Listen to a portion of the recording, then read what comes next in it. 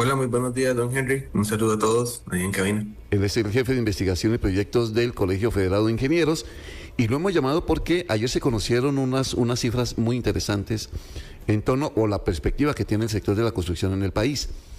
Y me llama la atención, bueno, varias cosas. Y una de ellas es que me asaltó la duda ayer en la tarde.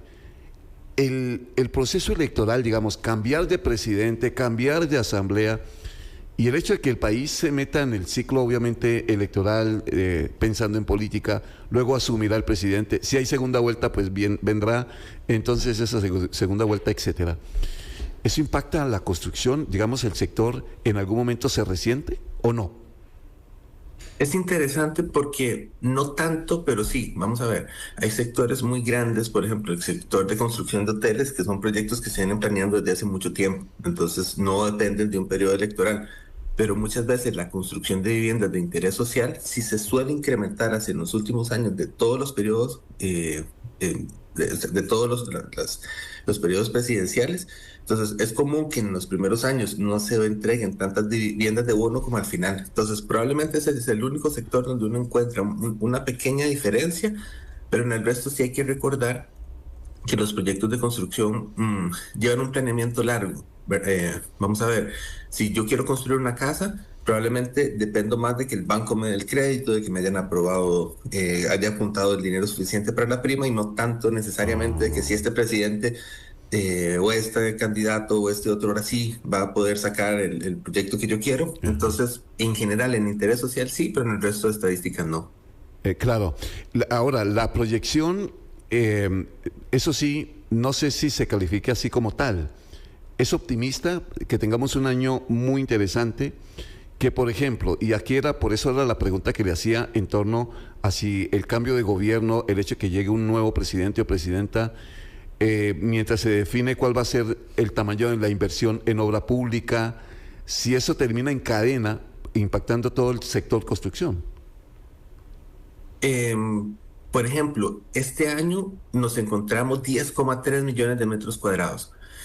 Y aunque es menos 1,7% con respecto al año anterior, comparándolo con el 2024, o sea, hubo un decrecimiento, es el tercer mayor registro que tenemos en los últimos 10 años. Entonces, es un número muy positivo.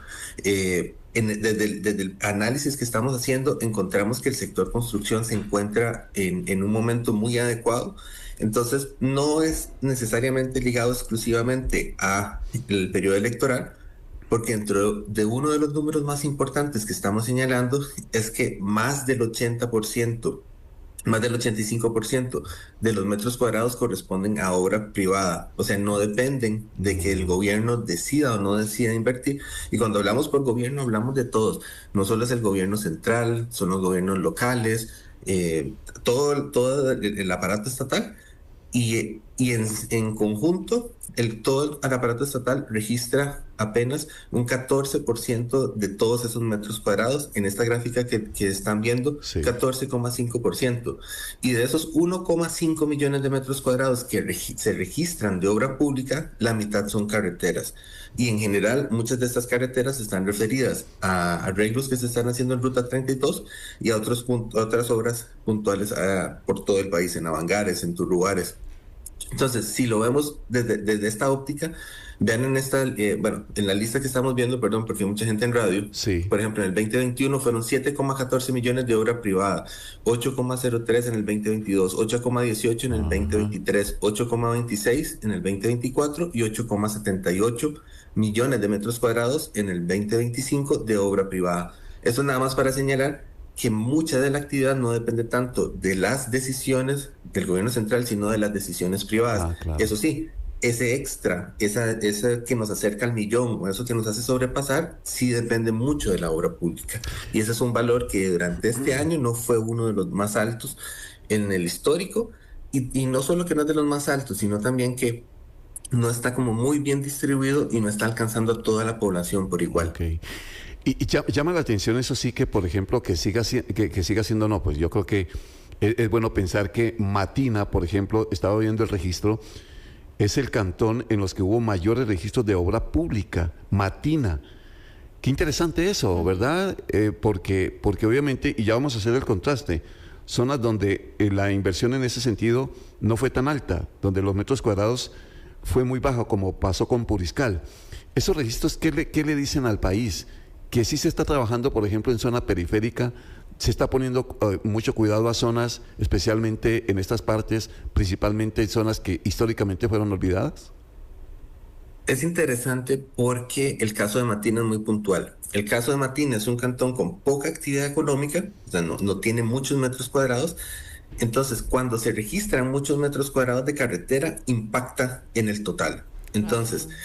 en el cantón de Matina, el 90% de los metros cuadrados registrados el año pasado son de obra pública, porque esos 160.000 que estábamos viendo hace un momento corresponden a cosas adicionales en Ruta 32, de los pasos a nivel que nos hicieron, de los bahías, retornos y muchas obras adicionales que nos hicieron. Ajá. Entonces, sí son obras que se van a construir en Matina, sí son obras que se están haciendo ahí, pero corresponden a un proyecto muy particular. Si nos damos cuenta, en esa primera lista de los cantones que reciben más inversión pública, o sea que más del 50% de los metros cuadrados son de obra pública, en general es por construcción de carreteras, que son obras que tienen unas dimensiones muy grandes, entonces se impactan muy fácilmente en las estadísticas.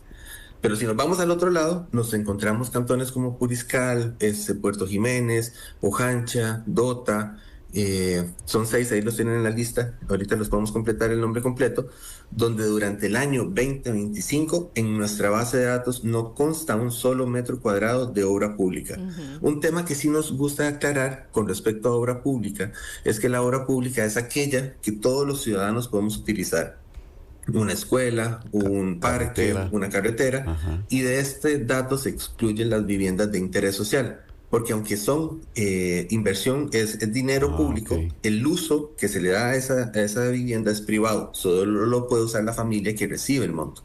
Entonces, cuando hacemos esta comparación es de esas obras que todos podemos utilizar. Entonces, haciéndolo a nivel regional, nos damos cuenta que que estos proyectos de carreteras impactan principalmente en zonas regionales, pero si nos vamos al otro lado, estos cantones donde no hubo registro de obra pública, nos los encontramos tanto en el GAM como Flores o Curridabat, que registran menos de 0,2 metros Sí. cuadrados de obra pública, y otros también en zonas rurales, donde además de la poca construcción que tienen, no hubo registros ni por los gobiernos locales ni por el gobierno central. Ujú. Ya por aquí encontré los 6 cantones, son Puriscal, Puerto Jiménez, Parrita, Monteverde, Ojancha y Dota, que no tuvieron obra desarrollada. Donde fue muy tímida la cosa. No, es nula. Ah, Más o bien, nula. nula en el registro que tienen, sí. Claro. Ah, Sí, cero. sí.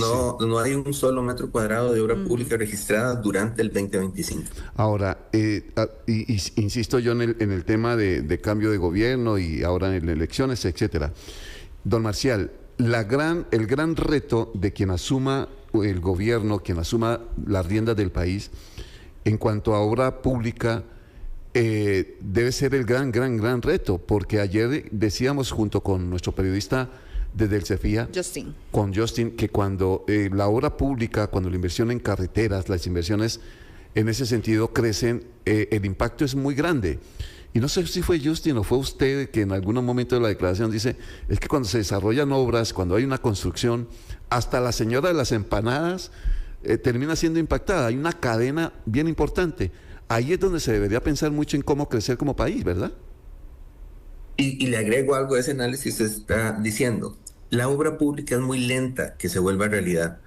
Entonces, cuando hacemos esta alerta de que este año se están registrando cero, no quiere decir que este año se hizo cero en ese cantón, sino que el trámite de los permisos de construcción, el trámite de una obra, a veces puede requerir 4, 5 o varios años. Entonces, para usar un ejemplo, la Rotonda Bicentenario, cuando se inauguró cerca del 2020, es un registro que se había hecho 2 gobiernos antes. La ruta, el hospital a Cartago ya se registró, ya consta en nuestros registros, porque ya un profesional hizo los planos completos, y eso es lo que para nosotros cuenta como estadística. Y el hospital ni siquiera ha empezado. Entonces, Ajá. si en este momento en estos cantones estamos encontrando cero, es muy probable que de a 3, a 4 o a 5 años no esté en la escuela que ellos van a ocupar, no esté Claro. el parque que ellos van a ocupar, Ah. o no esté el EVAIS que las personas de estas comunidades van a ocupar. Ujú. Entonces, esta señora que ojalá pueda vender muchas empanadas, la señora que hace frescos, el que llega todas las mañanas a esta construcción a darle comida a los trabajadores, tal vez ahorita no está notando esto. Es una alerta temprana que queremos dar, porque estos periodos de obra pública somos lentos, somos un país lento en procesos Ajá, de ajá. contratación de obra pública. Entonces, encontrar registros de intención de construcción de cero a hora nos da esa alerta a futuro. Y por eso queremos replicar mucho este mensaje, porque todavía estamos a tiempo de actuar. Sí, y de ser creativos, y de ser más creativos. Poner la máquina ya, Y sabiendo que en ágiles. 5 años podamos tener obras, tener proyectos por lo menos. Don Marcial, muchas gracias por toda esta explicación. Don Henry y Lorena, que pasen muy buen día. Muchas gracias. Lo mismo a usted. Gracias. Don Marcial Rivera es jefe de investigación y proyectos del Colegio Federado de Ingenieros.